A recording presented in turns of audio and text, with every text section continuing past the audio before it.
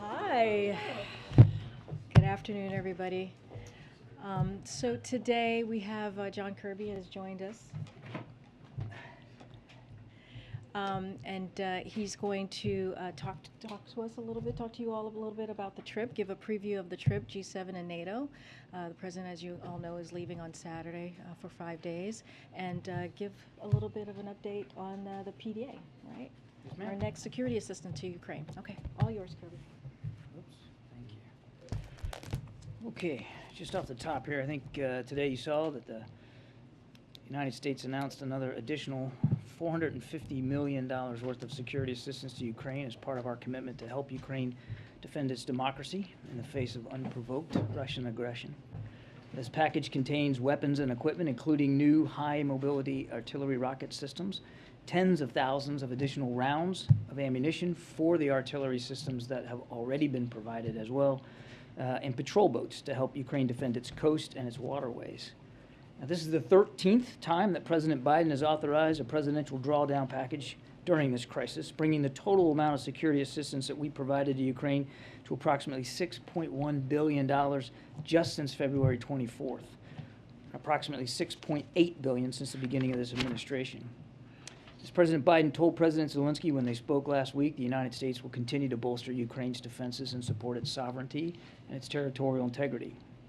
The bravery and determination of the Ukrainian armed forces, let alone their fellow citizens, continues to inspire the world, and we are committed to standing with them as they fight for their freedom.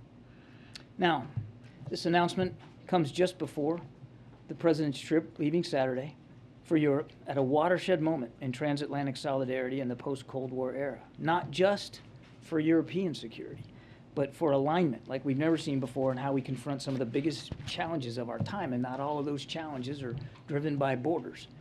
Throughout the G7 summit in Germany and NATO summit in Spain, you're going to see clearly how the President's day one focus on revitalizing alliances and partnerships has allowed us to seize this moment to benefit the American people, support Ukraine, and hold Russia accountable, all while staying focused on the other challenges that define coming decades, and that includes the challenges posed by China. The President will be conducting in-person, face-to-face diplomacy with a diverse range of leaders in international organizations throughout this trip. He knows better than most that there's no substitute for that kind of personal engagement. You don't surge trust, you got to build it. In Germany, the President will meet with Chancellor Scholz, who holds the G7 presidency, to continue close coordination on the G7 agenda and the core priorities we will advance together in the coming days. Some of these priorities include new commitments to further isolate Russia from the global economy, target the Russian defense supply chain, and continue cracking down on the evasion of these unprecedented sanctions. Because of our actions, Russia is struggling to make bond payments, edging closer to default, and our measures will only tighten the screws and restrict revenue Mr. Putin needs to fund this war. You will also see new commitments on managing the impact that Putin's war has already had on energy and food prices. All this is in keeping with the principles President Biden outlined before Russia's further invasion of Ukraine. And that is that we will work together to ensure Ukraine can defend itself on the battlefield and be in the strongest possible position at the negotiating table as we maximize the cost to Putin and his enablers and minimize the impact of his war on the U.S. and our allies. You also see the G7 come together on some of the key challenges posed by China, as I said. And last but not least, President Biden will formally launch the Global Infrastructure Partnership that G7 leaders agreed to explore last year to offer a positive alternative to infrastructure models that sell debt traps to low and middle income partner countries and advance U.S. economic competitiveness on our national security. These lines of effort at the G7 will build on the work we've done over the past year to drive the global economic recovery and serve as a leader in imposing significant and swift costs on Russia for its war. We've heard for years now people talking about how the G7 was becoming a spent force. But President Biden's leadership and this pivotal inflection point have buried that storyline. The G7 is among the most potent institutions in the world today, with like-minded democracies solving problems. Now, after the G7, the President will meet with President Sanchez and the King and Queen in Spain. Spain, as you know, is hosting the NATO summit. At the NATO summit, leaders will announce new force posture commitments to strengthen NATO's defense and deterrent posture. The U.S. will announce steps to strengthen European security alongside expected major new contributions from allies. And for the first time, the summit will include Indo-Pacific leaders from Australia, Japan, New Zealand, and the Republic of Korea, making clear that whether it's in Europe or the Indo-Pacific region, the United States and our allies and partners will defend the principles of sovereignty and territorial integrity. Now, finally, the trip will also serve as a clear contrast to some early predictions that never really played out. Instead of a shaken West, for instance, we are more resolved than ever to support Ukraine and are leading that effort head-on at both the G7 and the NATO summit. Instead of distracting us from the Indo-Pacific and China, the President's leadership with respect to supporting Ukraine has actually galvanized leaders in that region and effectively linked our efforts in Europe and in Asia. And those Asian countries that will be participating in the NATO summit, I think, speak volumes about that fact. And on top of all that, we've strengthened our determination to advance a democratic vision that will define the coming decades in terms of building fairer economies, shaping the rules of the road for tech, cyber, quantum, space, climate change, and a whole lot more. The President has never been more confident that this vision will win out over more autocratic and corrupt visions. And he's looking forward to this trip to advance all those elements. With that, we'll take questions. John, NATO's expected to come out with a new strategic concept aimed at China. What is that and why is it necessary?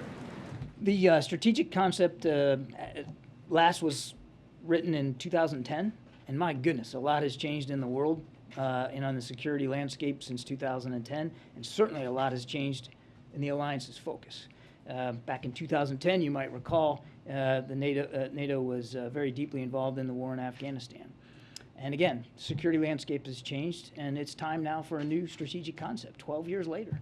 Not only has the landscape changed, particularly from Mr. Putin's war in Ukraine, but military capabilities and organizational concepts and operational concepts have changed as well, and it's time for the alliance to step up to those new developments.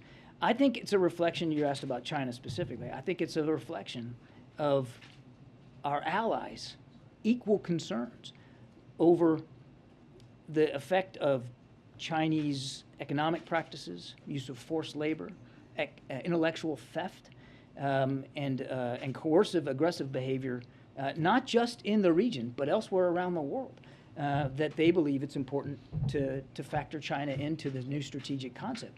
It builds on, you might remember less than a year ago, the defense ministers for the first time in NATO put mention of China in the communique. So it's building on what has been months and months of discussions and deliberations with the allies about the threat that China poses to international security well beyond just the Indo-Pacific region. Hey, John, thanks for doing this. The durability of the coalition or alliance that has been put into place to respond to the invasion, what's the level of concern right now about how that can be sustained? And you mentioned food and energy prices. Are there things that the President or the U.S. will specifically put on the table to try and ease some of the issues that have been rattling elements of that? To your second question, the answer is yes. I don't want to get ahead of specific deliverables right now, Phil, but I think it's fair to say that that there will be announcements forthcoming about how to impose further costs and consequences on Russia. But again, I don't want to get ahead of that. On your first question, I mean, my goodness, he's going into a NATO summit where the alliance has truly never been more unified, and now there's active discussions about adding to that list of nations another two countries willing to seek a session in NATO. It's just truly never been more relevant or viable. And the same goes for the G7.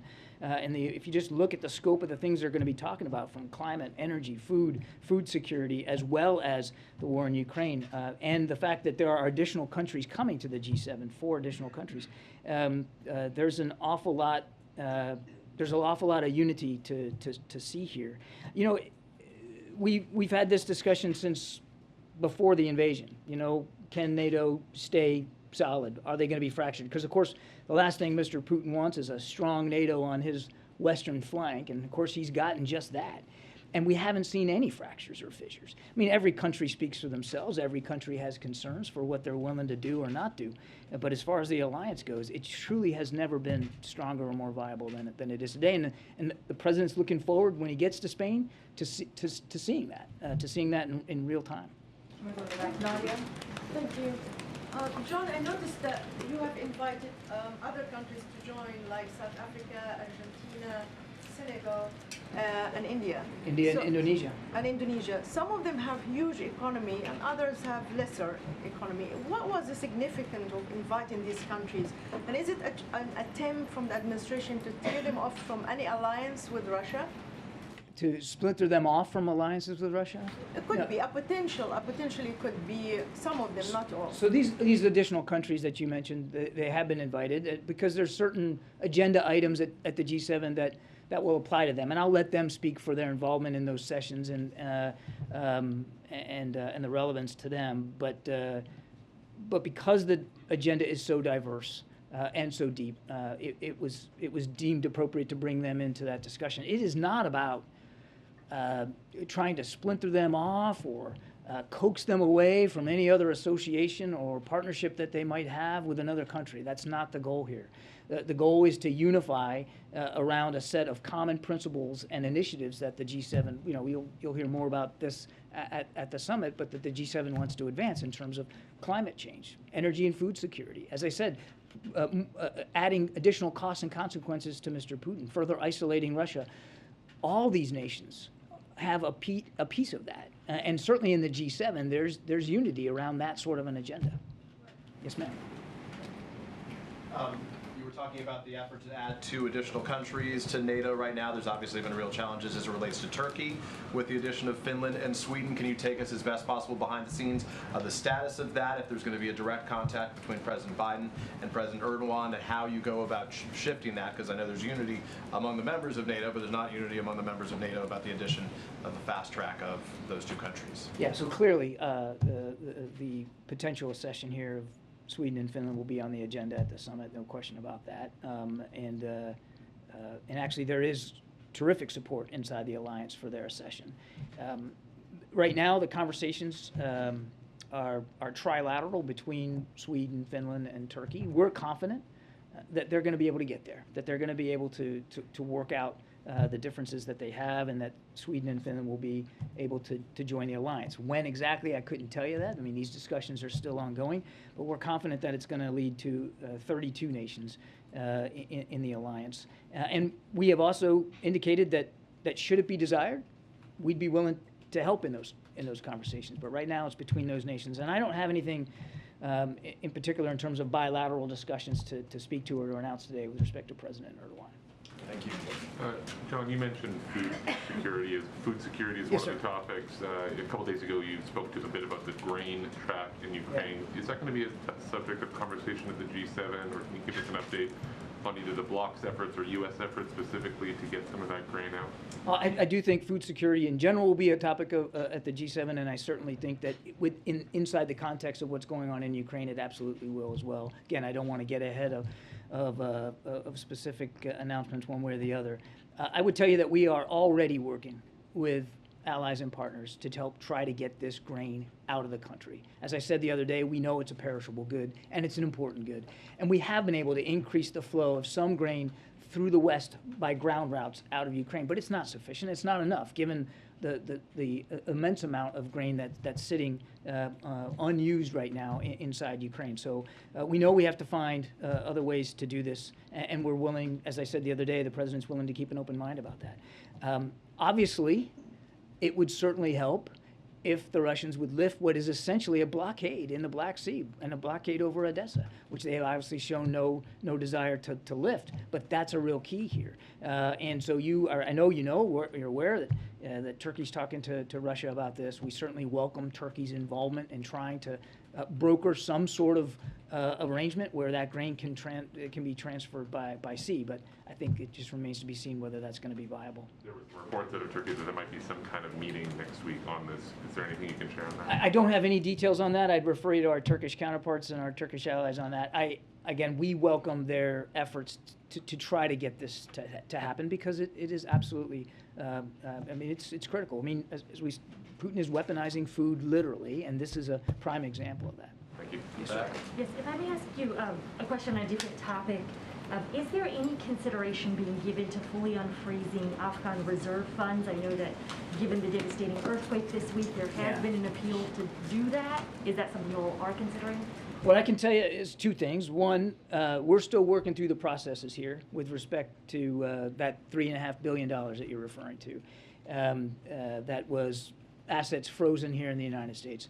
We're working through a series of processes, including on the legal front, to see how we can get that access quicker. than we can right now. But we want to make sure it has to be done the right way, and so there's a process here that we're working through. But we're not waiting. That money is set aside, and President Biden was wise to do that, to set that money aside for use in Afghanistan for humanitarian assistance purposes, and it's still the intent in every way.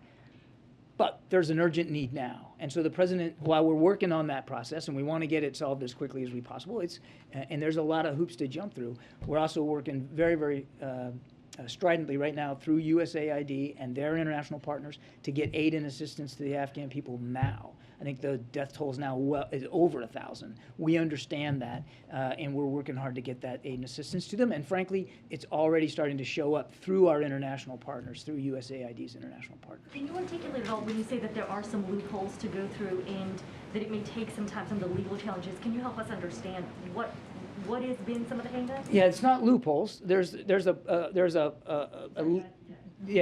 a legal process here that has to be pursued to be able to apply that able to apply that funding for that purpose, and we're still working our way through that. And I think because we're still working through a legal process here, it wouldn't be wise for me to talk in too much detail here from the podium about that. Thank you, Karine. Thank you, John. So earlier you talked about the debt trap that you were going to address that issue on this trip. The global infrastructure partnership, which is going to be announced on this trip. Yeah. How is it a reboot on the Build Back Better world, and is it supposed to be an alternative to China's One Belt and One Road initiative? And I want to add a question on the allies. You're talking about the allies never being stronger. However, we see yesterday China is hosting a BRICS business forum, and we see India and Brazil sitting down with Xi Jinping and Putin. So what's White House reaction on that? Thank you. So let me take the second one first, because I tend to forget questions if I do them in the order you asked them. No, it's okay. It's just age.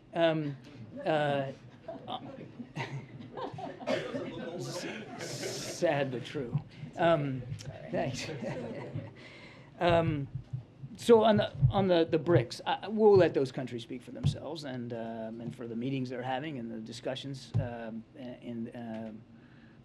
and whatever outcomes there might be from that, they can speak for themselves. What I think is important for us to speak to today is this weekend, is G7 and the NATO summit, and the multilateral efforts that President Biden is applying to revitalizing these alliances and partnerships, and really putting forth ideas, concrete initiatives that are gonna help our national security, help economic security, help food security. And so that's what we're focused on. Those countries can speak for themselves, and it's obviously not the first time that they have gotten together, but I'll let them speak for their agenda. Well, I can only talk about ours, and I just laid that out in the opening statement. On the global infrastructure partnership, I think this was something that the president unveiled at the G7 summit last year. And so this year, what you're going to see is him and his G7 partners really actualizing this. I don't want to get ahead here of announcements, but you'll see the G7 really putting some energy and some resources behind this going forward. And it is about, as I put in my opening statement, it is about alternatives to other models out there that are highly transactional and actually work to the disadvantage of lower and middle income countries. We think there's better ways of doing business. There's better ways of fostering economic development and infrastructure than some of the models out there. And we believe that this is one of them, and we're excited to get it started. Oh, okay. Thank you. I had a question about NATO and Sahel, because you mentioned Russia, China, but I understand Spain and also France push for the summit to also address threats originating on the southern front, like jihadism and non-military threats linked to climate change, food insecurity, migration, etc. So will this be part of the discussions as well? Look, in general, the security situation on the southern flank of NATO is almost always on the agenda, and we recognize the challenges and the threats that continue to affect security of our NATO allies on that southern flank. There's a lot of focus right now on the eastern flank, as it should be, but there remains a continued effort to make sure we're also paying attention to the southern flank. So I think in general it will come up. I won't get into details about the Sahel specifically, and that's really a better question left to those countries in the alliance to speak to. But just in general speaking, security along the southern flank remains key. John, how much longer does the White House believe the war in Ukraine will last? How much longer would you say that does the White House believe the war in Ukraine will last? Weeks, months, or years? I don't think anybody can know for sure, sir. We said when Mr. Putin decided that he was going to focus on the Donbass region, which is a more confined geographic space, that it could be a prolonged fight. And that was, what, a couple months ago. And we're starting to see that now play out. This is an area of Ukraine that both armies know well. They've been fighting over it since 2014, and it's largely a gunfight. It's largely about artillery. And what you're seeing now is movement in almost block by block, street by street. I mean, much smaller movement of smaller size units and smaller progress. The Russian progress has been incremental at best, and they have been thwarted at almost every turn. The Ukrainians continue to fight hard for this. So I think if anybody told you they could predict how long this was going to go, they'd be fooling you. Let me follow up on that. The longer it drags on, does that increase the risk U.S. soldiers could be pulled into a hot war with Russia? The longer every day goes by? The president has been crystal clear that there's not going to be U.S. troops fighting in Ukraine. What we are going to do is continue to help Ukraine defend itself, and that's why we just announced yet another package, $450 million today, to help that be the case. What about Russia condemning Israel? Russia has been threatening Israel for helping Ukraine, and also for Israel bombing the Damascus, Syria airport. Any response to Israel that's being threatened by Russia? I think our response will be the same as it has been now for the last several months. I mean, obviously Russia's feeling the pressure being isolated, the pressure of having a military on the ground that clearly has not performed as advertised. I mean, they still haven't solved their command and control problems, their logistical problems, their unit cohesion problems, their joint fires integration problems. And so they tend to lash out at countries that are providing support to Ukraine. We're grateful for the support that Israel has been providing, as well as so many other nations. More than 50 have signed up to provide some measure of security assistance to Ukraine. And that shows you that this is not just a Europe problem. It's nations around the world that are stepping up to here to defend Ukraine. Given President Biden's regarding G7 and concrete initiatives, does the administration support Germany's proposal for G7 countries to set specific minimum standards for each country to cut fossil fuel emissions and combat climate change? Again, I don't want to get ahead of the specifics here on the discussion. Obviously, climate change and cutting emissions is a key component of President Biden's agenda here. I mean, he just met today with executives for offshore wind capabilities. I mean, that's a key focus of our agenda on climate. But I don't have anything specific with respect to this proposal and to what degree it's going to be. Do you expect this to be part of the bilateral with Schultz? I think there'll be a whole range of issues he'll be talking about with Chancellor Schultz, and I have no doubt that climate change will be on that. Yeah. Jane, and then the woman behind you. Thank you, Karine. Jenny, how you doing? Good to see you. Been a long time. Yeah, thank you. I know what's coming.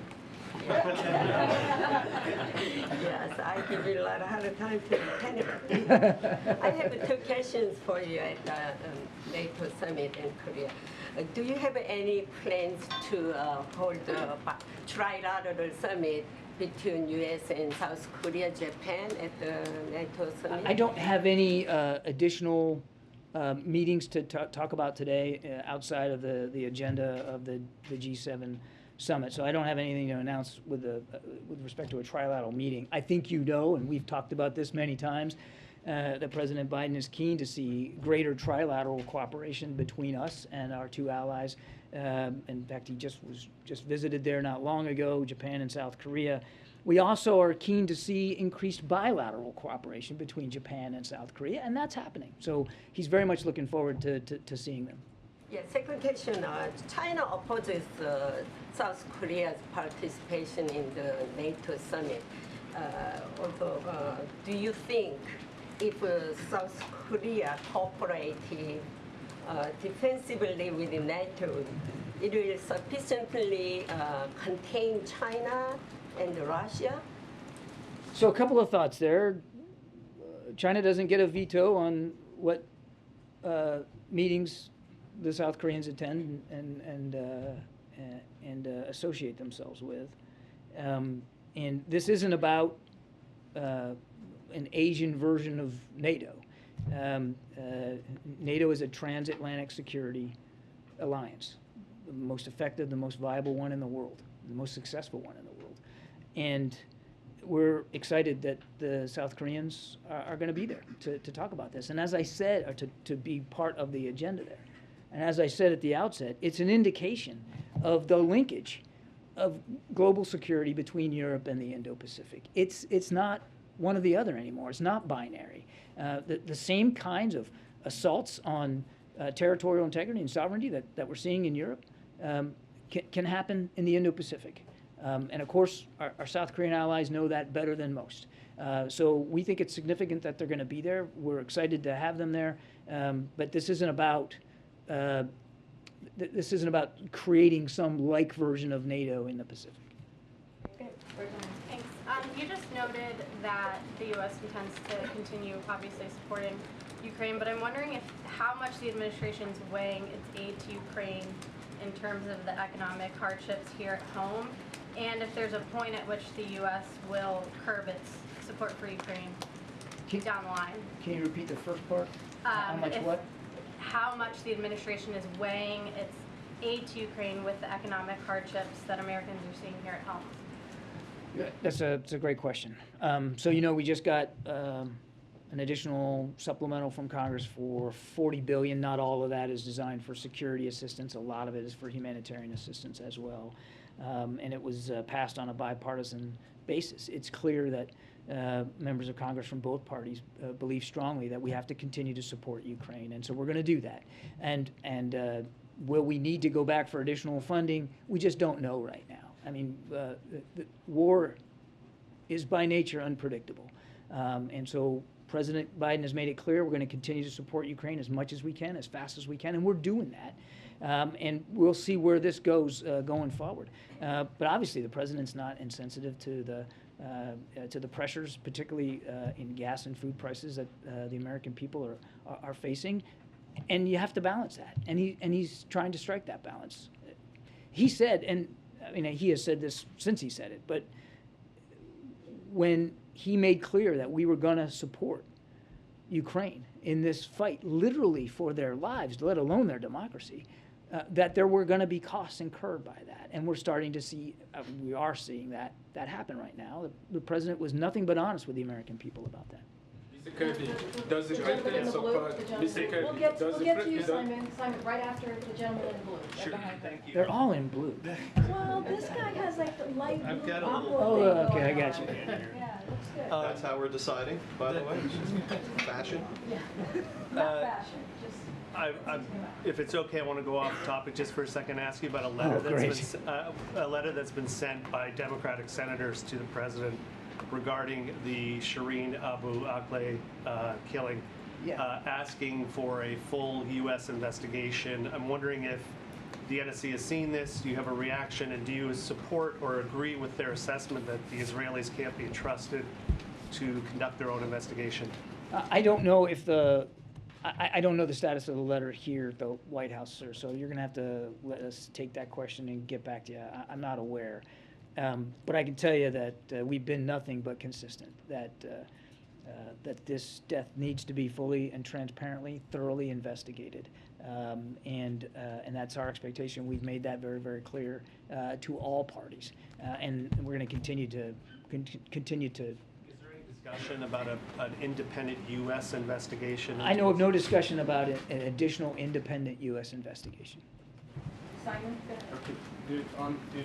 The country malign Russian activities in Africa Act that is being debated or prepared in the Senate to actually compel African nations to choose between Russia and the U.S. Does the president support it?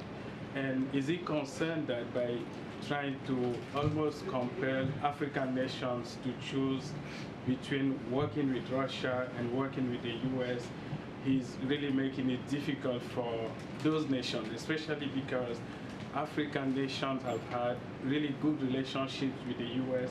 and good relationship with Russia at the same time. Look, every nation has to make a sovereign decision for itself about who it's going to associate with.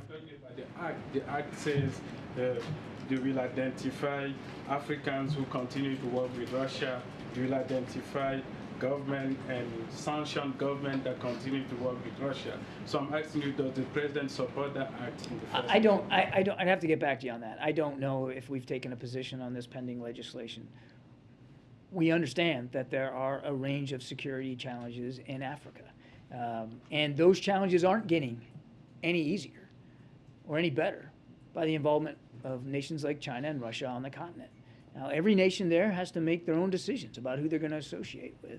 But one of the things that, back to the G7, that this partnership for infrastructure, the global partnership for infrastructure that the president's looking forward to actualizing, will do is help economic development and infrastructure in places like the continent that empower these nations to improve their own situations and that of their citizens. Okay, last question. Thank you. Since we've been here, there's been some reporting that the Senate Intelligence Committee yesterday, when they were marking up the intelligence authorization, included a provision from Senator Wyden seeking to end the practice of denying security clearances based on past marijuana cannabis use. I don't know if the administration has seen that yet, or if you have there's a position on that. You're going to have to let me take that question, sir. I don't have any for you on that. James, why don't you go ahead? Thank you very much. I appreciate it. Wanted to ask two questions about Russia, Ukraine.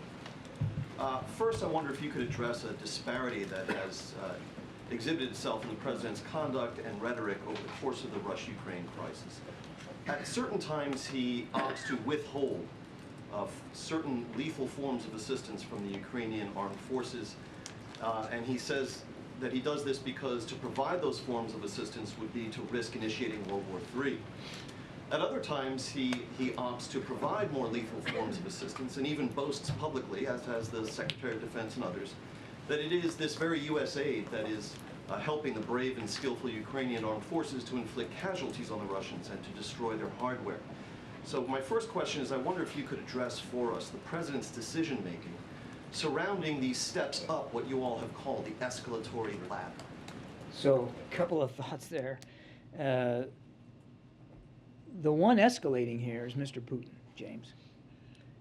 He's the one who decided on the 24th of February that he was going to invade a sovereign, independent nation next door. He's the one who flowed in more than 100,000 troops, thousands of tanks, aircraft, has launched literally thousands of missiles into Ukraine. That's the escalation. And I think, quite frankly, I would, with all respect, take issue with the premise of the question that we have been sort of not consistent in the kind of aid and assistance that we've been providing to Ukraine. We are working with Ukraine lockstep every day about what their capabilities gaps are, what they need for the fight. And the reason, James, that we do it in parcels like this is so that we can keep it relevant to what's going on the battlefield. And so you remember in the opening weeks, everybody wanted to talk about Stingers and Javelins. And you know why? Because Stingers and Javelins were relevant to the fight at the time when Mr. Putin was advancing on Ukraine along three major geographic axes, north, south, and from the east. He has now constrained and limited himself to the Donbass, to a flat, more rural environment that is very reliant on artillery. And so we started flowing in howitzers. The other thing that we started to do was to train on some of these systems. In the early goings, we were focused on systems that we knew the Ukrainians could use quickly because they'd already been trained on it, because they grew up with these systems. And so that's why we were working so hard with other countries to provide long-range air defense systems like the S-300, because that's what they're used to using.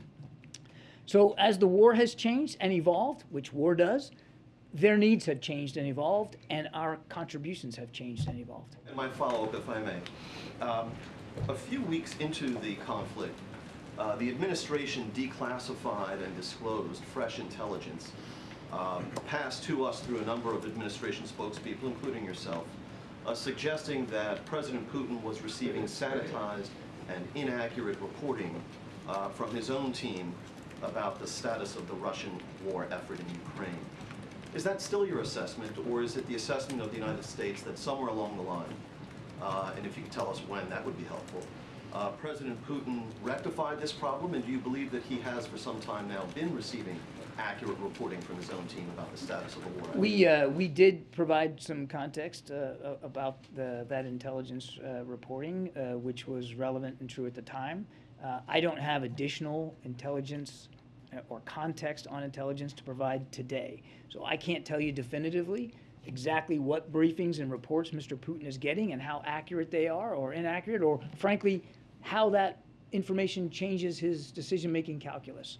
It is clear to us, just in the main, that he very much is in charge of this war, that he very much is making the decisions, that he very much is responsible for the activities, the actions, the atrocities that his troops are conducting on the battlefield. Thanks, everybody. No, I gotta go. Karine's gonna kick me out. I gotta go. We'll never Don't kick need you my out. old man No, glasses. Get your glasses on. Thanks, you. John. Thanks, John. Thank you, John. Okay, thanks, John. Just have one thing for all of you. This morning, the number of Americans on insured unemployment hit the lowest level since 1970, lower than any year of the presidencies of Reagan, H.W. Bush, W. Bush, or Trump. Today's weekly UI data is consistent with a job market where unemployment is low and people can seamlessly find jobs. That's not all what a recession labor market looks like. We brought unemployment below 4% 4 years faster than forecasters thought was possible before we passed the American Rescue Plan. We have added an average more than 400,000 jobs per month in recent months, and as we make a transition to steady and stable growth over the course of the next year, even something closer to the range of 150,000 jobs per month would be consistent with an unemployment rate as low as it is now and a sign of a healthy economic transition. With that, Amr, you want to kick us off? Yes, thank you. On the Supreme Court decision today on New York's concealed carry law, is the administration concerned that, and this comes, on the cusp of major legislation here in Washington, but I was wondering, is the administration concerned that for whatever efforts you might make on gun legislation, we're now in an era of conservative high court that's going to probably be conservative leaning for a while, that is oriented toward gun owner rights. Are we now in a period where, for whatever the president may try, that gun owner rights are just going to be expanded? Well, let me just say that we are disappointed by the Supreme Court's ruling today. The Second Amendment, as you've heard the president say, is not obsolete and permits common sense gun regulation. Justice Department defended New York's concealed carry law, which had been in place since 1911 and imposed only a modest burden on most gun owners. The law applied only to handguns and public places and contained an exception for people who could establish an actual articulable need for self-defense. Despite the setbacks, the president earlier urged states to continue to enact and enforce common sense laws to make their citizens and communities safer for gun violence. As it relates to what's happening in Congress right now, we think that's separate and apart. Clearly, that is a bipartisan effort. The president is encouraged by what he is seeing. The culture vote happened today, so it's moving along in the right direction. Look, when the president went to Uvalde, when he went to Buffalo with the First Lady, those are trips that he does not want to do again. The president understands he's had a long career in doing gun reform and ending gun violence since he was a senator. We have not seen this type of bipartisan type of coming together to push this legislation in decades. So we are definitely encouraged by what we're seeing, and the president wants them to move quickly so he can get to his desk and he can sign that. If I could ask just one more. Sure. Secretary Granholm met with oil executives today. I guess has peace between the administration and the oil executives broke out, and more importantly, have some concrete ideas come out of this meeting. And finally, just why did the president, he stopped by the wind executive meeting we were just in, why didn't you spend some time with the oil executives? Well, let me as take your first question, and I have a bit of a readout for you here on the meeting. So at President Biden's direction, Energy Secretary Granholm, who was in front of you all yesterday, met with the CEOs and executives of the 7 major U.S. oil companies this morning at the Department of Energy headquarters in Washington, D.C. The meeting was a productive dialogue focused on creating an opportunity for industry to work with government to help deliver needed relief to American consumers. The Secretary highlighted the fact that the U.S. has achieved record oil production under the Biden administration, and that President Biden is taking historic actions to add to that supply. So the Secretary made clear that the administration believes it's imperative that companies increase supply of gas, and she reiterated that the President is prepared to act quickly and decisively using the tools available to him as appropriate on sensible recommendations as well. So this is an ongoing dialogue. I think you've heard, some of you may have heard from the oil companies themselves saying it was productive. And so what Secretary Granholm has called on is for her team to continue having conversations with the oil companies. As it relates to your second question, look, the President, it was a stop by. This is something that he does very often. It was there were governors in that meeting who were virtual and in person. So we see this as a part of his schedule where there was actually a meeting here at the White House. Just to follow on that, you described this as a productive dialogue. They're going to continue to have ongoing conversations, but should we take that to mean that there were no sort of concrete steps taken? I mean, yesterday you said that the hope was that some solutions would come of this. Were they able to identify and agree on any solutions? Yeah, I think what I was saying and Secretary Granholm was conveying as well, this is a first step. With a continued dialogue. Clearly, we want to come to solutions, and I think there's going to be multiple other steps to get there. Look, the President asked Secretary Granholm to do this so that ideas can come forward and hopefully we can get to a solution. We want oil company to get to a higher capacity. That's what we're asking for, so that we can bring down gas prices, as you know, as we have been saying. So they're going to continue to have dialogue, and hopefully we get to a point where there is a solution and we can figure this out together. And on the Supreme Court, as we await a decision on Roe, you've said that the administration is, looking into options for executive action. I understand you're not ready to detail what those might be, but does the administration have executive actions that are ready to go that we could expect to see if and when a decision is announced? So I appreciate the question, and it's an important question because this decision that we are all anticipating coming forth is going to change so many people's lives, take away women's rights. So we understand the question. We are just still trying to go through and having that discussion to see what our options are before we move forward. We don't want to get ahead of the president, clearly, but if, and I've said this before, if indeed there is the Supreme Court in the Dobbs decision it overturns Roe, we will ask Congress to restore Roe. And just to be clear, will the president accept this decision as legitimate, even if he disagrees with it? It's going to come from the Supreme Court, so it's going to be a decision that we certainly are going to respond to. So I'll leave it at me. It's just like any other Supreme Court decision, just like the one that they did today on guns. So as we know, the draft was leaked, so we can't really, we don't want to speak to that too much until there's an actual decision, which we know is supposed to be coming. So we're all, just like you, waiting to see when that happens. But in the meantime, we're doing our due diligence to be prepared. I just don't have anything for you at this time. Thanks. Back to the gas tax, since I see you have a Oh. graphic up there on the Oh my screen. gosh, I have a graphic. Was the president surprised or disappointed by the lukewarm reaction that his gas tax holiday proposal got on Capitol Hill? So I just want to step back for a second because this is very important. So the president wanted to be sure and wanted to find a way to simply and find a straightforward way to give consumers relief at the gas pump. the next 3 months. This is a 3 months, 90-day suspension on the gas tax, a gas tax holiday, as we all know it's called.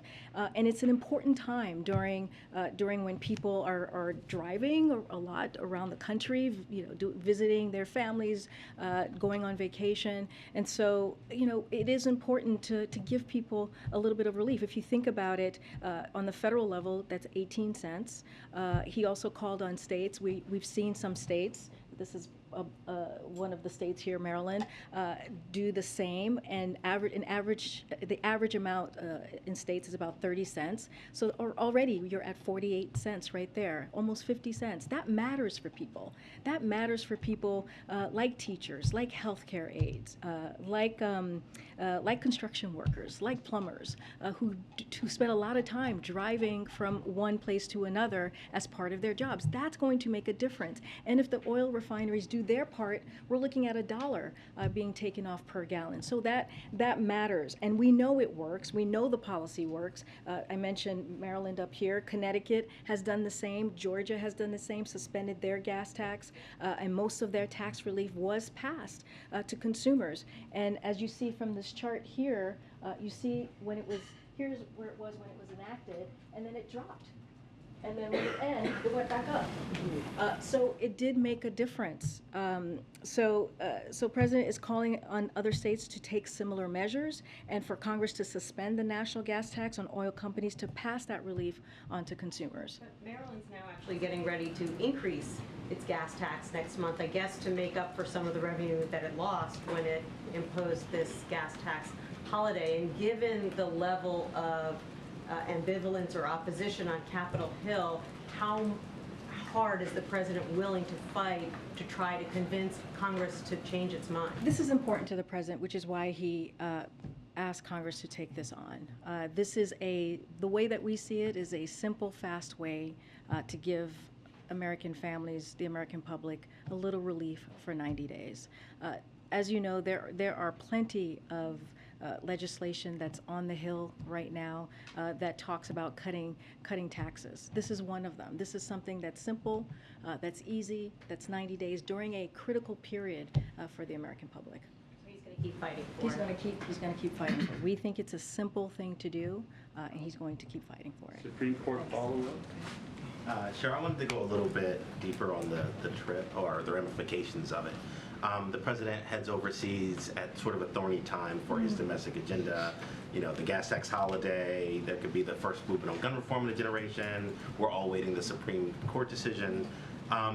Is there any concern about his ability to shepherd his domestic agenda from 4,000 miles away? Is there anything different being done, given how many balls are in the air at the same time? Look, we believe that a president could do his job any place, anywhere, at any time. So that is not a concern for us. Clearly, yes, to your point, Cleve, there is a lot going on in the world, but that is what is expected of a president. There are always multiple issues, sometimes multiple crises that a president has to deal with, but it doesn't stop them from doing the work that they need to do.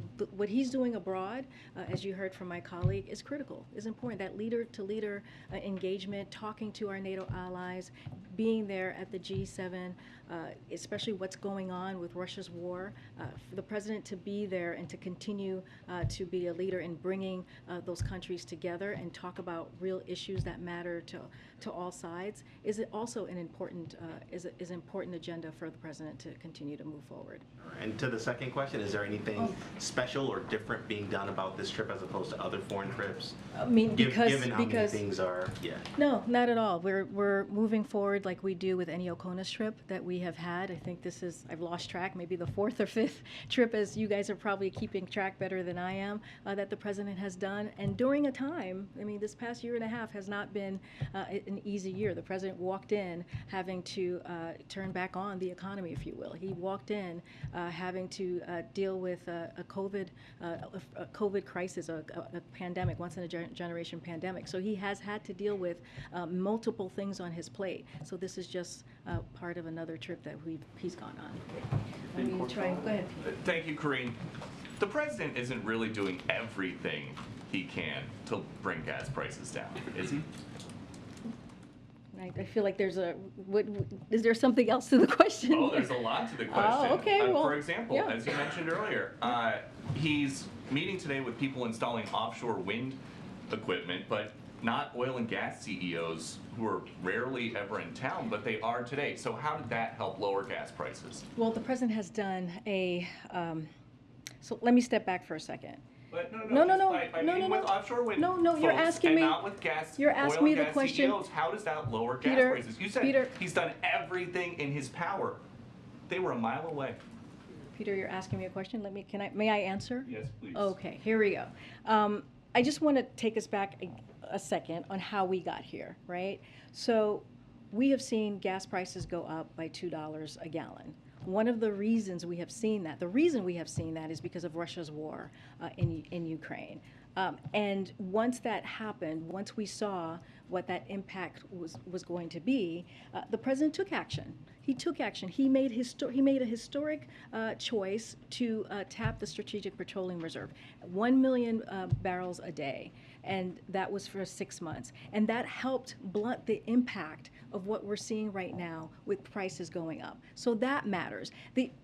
The ethanol 15 that the action that the president took, that matters because it's going to bring down gas prices in gas stations, over 1,000 gas stations across the country, including the Midwest. That matters. And so the president is trying to figure out and take steps in how we can bring the gas prices down. And we have a high level of oil production. So what we are asking the oil refinery companies to do is to take that production, turn it into refine that oil so that there is capacity. We are not at capacity right now, and it does matter that the Secretary of Energy, which is her purview, that is her portfolio, to meet with these oil execs, that she does on pretty regular basis. But your point was about how we got here. The president said, as a candidate, no more drilling on federal lands, no more drilling including offshore, no ability for the oil industry to continue to drill, period. Aren't some of those things that would bring the price of gas down now? Let me tell you how we got here, since you just said how we got here. Due to a decreased demand of the start of the pandemic, U.S. oil companies reduced production and refinery capacity, which is what I was just saying, Peter. Refiners, for instance, cut their capacity by more than 800,000 barrels per day in the year before the president took office. Oil production is now back to near pre-pandemic levels. In fact, we produce more oil in the first year of the president's administration than in the first 2 years of the previous administration. And we are on track to set a new record for oil production next year this time. But oil refiners have still not brought refinery capacity back online. At the same time, as I was just stating to you about Putin's war, Putin's invasion of Ukraine disrupted the global oil supply, and gas prices have gone up nearly to $2 since the beginning of the year before the invasion. President Biden has taken historic actions again to alleviate the pressure and to blunt what the impacts that we have seen because of Putin's war, and that matters, and that's what the president has been focused on. Okay, and the president yesterday was talking about this transition to greener energy someday. A lot of people can't afford a $60,000 electric car, and they also are having a hard time affording gas right now. That sounds like a painful transition, so how much of that kind of pain is the president okay with? No, that transition, we are in a transition to clean energy. That is something that is important. It is going to create jobs. When you think about electric vehicles, it is going to give families some tax credits. It's going to be really important to have. Who can afford an electric car? The average price is $61,000. Well, we're going to continue to move forward with what we have put forward, the bipartisan infrastructure. $5 gallon gas or a $61,000 That is electric not, car? first of all, that's apples and oranges. It's not the same. What we're trying to do right now is to deal with an acute problem right now, which is why the president, again, asked for a 90-day suspension of the gas tax holiday. It is going to make a difference. Peter, we're talking about 18 cents on the federal level. We're talking about an average of 30 cents on the state level. And if the oil refinery does their job, if they do what we are asking them to do, which is put their profits back in so that gas prices can go down, that's almost $1 per gallon. That matters that matters. That matters to teachers, that matters to home health care aides, that matters to construction workers, that matters to plumbers, that matters to lifeguards. Those are the people that, and many others, who are going to feel this in a way that will give them relief at the pump. All right, we're done. Supreme Court call On the Granholm meeting, the refiners wanted to dissuade the White House from any sort of ban on fuel exports. Did Granholm agree to that? I'm sorry, I was distracted. Can you say that one more time, Steve? Ban on fuel exports. The refiners don't want that. Was that discussed at the meeting today? Did Secretary Granholm agree to set it off the table? I can tell you, Steve, that decision has not been made. There's no decision on that at this time. And secondly, on the gas tax holiday, has the president talked to lawmakers today about this to try to get them on his side? So I don't have any meetings to preview for you at this time, but we are going to, our Office of Ledger Affairs is in constant communication with folks on the Hill. So that is going to be an ongoing conversation. And the president, this is something that the president thinks is going to be really important for the American people, to give them that relief, a little bit of breathing room, as you hear the president. I'm going to just take a couple more. On refinery capacity, refineries right now are operating at about 93, 94% capacity. When you talk about asking them to increase their capacity, bringing other refineries online is not as simple as flipping a switch. Do you want them to take 93, 94% up to 98%? How are you guys thinking through the problem as it exists in terms of what they can do? So there's a difference between the share of existing capacity being utilized and the amount of total capacity available. The overall capacity of the U.S. refining industry fell due to the pandemic, which is what I was going through earlier, and that capacity has not been brought back online even as consumers' demand has returned thanks to the president's recovery plan. So the president is calling again on U.S. refiners to increase capacity and output in the near term and making clear he is committed to using all reasonable tools and authorities as appropriate to help. And so there is a difference there. And so we're asking them to increase that capacity, which we have not seen yet. Bringing us back online, one of the issues has been, willing to invest or on the CapEx side. Is the administration looking at anything on the regulatory side they think they can do to help that process along? So I don't have anything here to share on what else we might be looking at. Again, the president is willing to use his executive authorities. We just haven't made a decision. We want to come to a resolution here or a solution. That's why Secretary Granholm had this meeting today. Where they're going to continue to have the discussion. And so that's what we would prefer. And so that's where the direction that we're going. At the same time, making sure that the gas tax holiday, making sure that we're doing other things as well to do our part. Again, the gas tax holiday is a one of the solution, right? It's not the whole thing. We've done a series of things, and the president's going to continue to see what else he can do to give relief to the American people. Go ahead. I'm just going to take a couple more. Does the administration have any response to Intel announcing that it is indefinitely delaying the groundbreaking of its very large semiconductor facility in Ohio? I don't have any. I don't have any more information on that.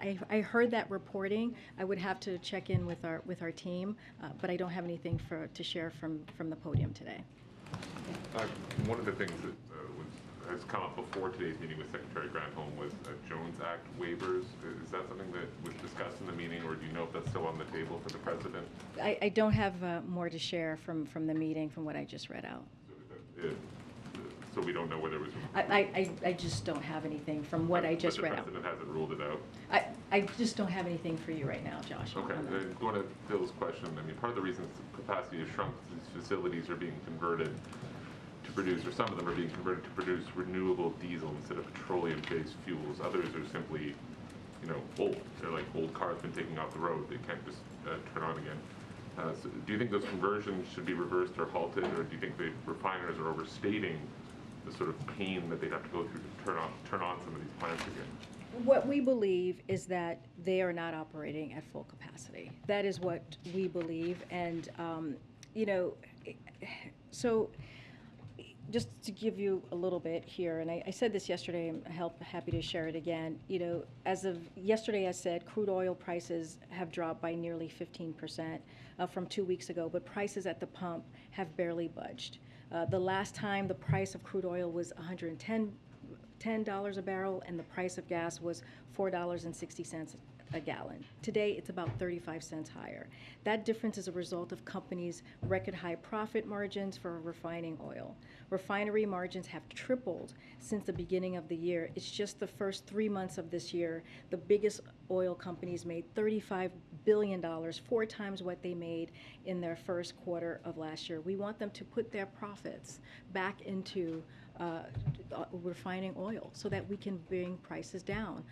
And that is what we're seeing. There are 9,000 approved drilling permits that remained unused. So there are things that could be done that we are just not seeing happen. This is why we're having the conversation. This is why the president wrote the letter. I'm just going to try and get other questions. On the G7 very quickly, one of the things the president has tried to do is boost gas shipments to Europe that aren't coming from Russia.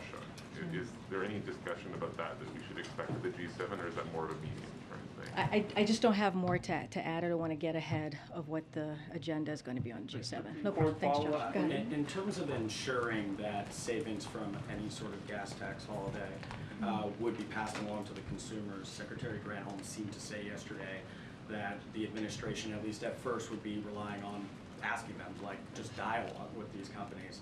Is it the White House's view that that is the only option to actually ensure savings are passed along to the consumer, or is there anything Congress could mandate or any regulatory action you could do to force those companies? I mean, I can't speak to what Congress could do to mandate it. Here's what we know. We know that this has worked. It's worked in Maryland. It's worked in Connecticut. It's worked in Georgia. Maryland and Georgia are Republican governors who have made that decision, and consumers have felt the relief.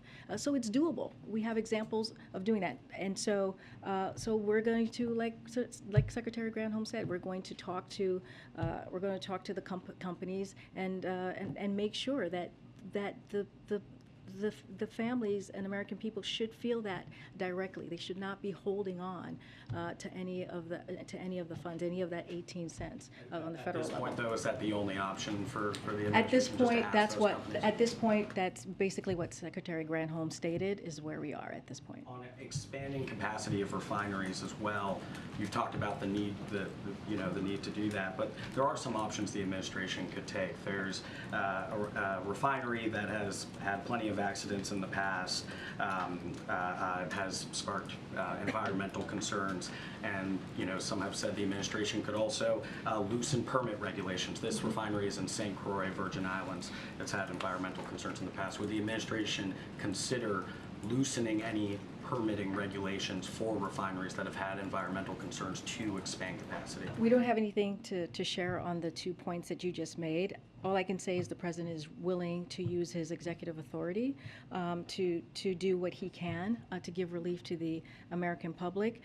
Right now, we're focused on calling on Congress to do the gas holiday tax, or the gas tax holiday, and also having this conversation with Royal Refinery to make sure that they are refining that crude oil that is at a high level that they can do to help bring down gas prices. I'll take one last. Supreme Court follow-up. I'm trying to call. I've never called on you before. Thanks, Karine. I know you've addressed this a little bit before, but I'm wondering if you can kind of quantify how much of these January 6th hearings the president's been watching and what his overall reaction.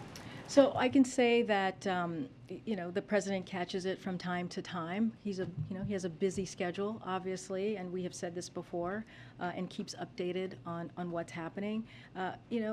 We'll just continue to reiterate that what we saw on January 6, 2020 was one of the darkest chapters of our nation, and it was a brutal attack on our democracy, a brutal attack on law enforcement, and we believe that Americans should be watching and paying attention to learn exactly what happened on that day.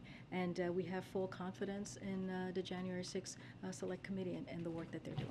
Okay, thanks, everybody. I'll be back tomorrow. Divided the child.